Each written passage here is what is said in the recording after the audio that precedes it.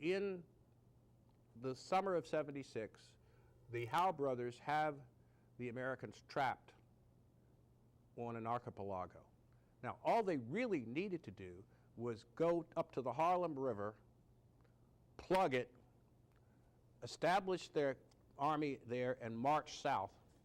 That'd be on Manhattan. In Manhattan, and where are the Americans going to go? They got no place to go. The East River and the Hudson River, and eventually they'd trap them all on Long Island. They decide not to do that, and the Howe brothers don't want a genocidal war.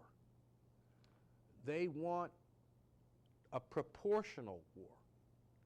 They see themselves as part soldiers and part peace negotiators.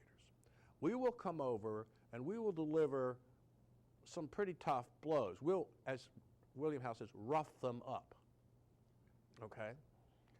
And then after we do that, and they're sufficiently humbled, we're going to say, okay, let's end this nonsense now, because they really both think that this is a mistake for the British Empire and for the Americans.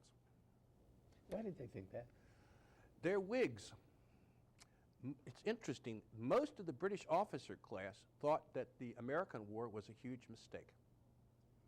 A lot of them had fought in the French and Indian War. Their older brother, the Howe's older brother, was killed at Ticonderoga during the French and Indian War, and the Americans established a fund in his honor and a what do you call it, some sort of plaque at Westminster. So they really liked the Americans, and they fought with them. And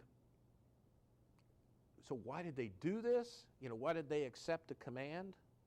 Because they thought they had a chance to end the war peacefully. It was more important to them that they were there as peace negotiators. Now, this is really the classic example of the iron fist and the velvet glove, to be sure. But they have them trapped on Long Island in the first battle, and the Americans have about 15,000 troops there.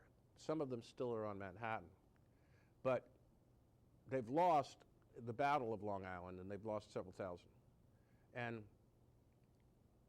the British don't attack them. And Howe says it would have been a frontal attack, would have cost me a lot of troops.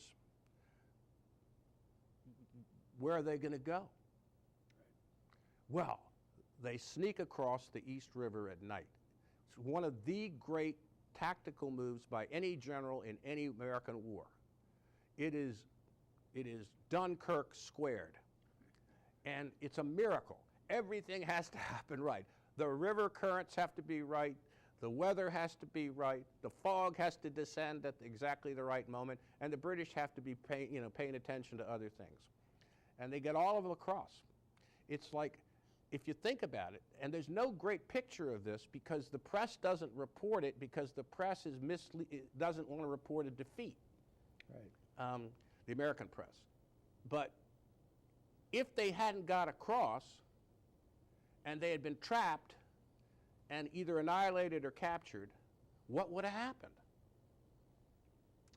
I mean, it would have been a real test for the commitment.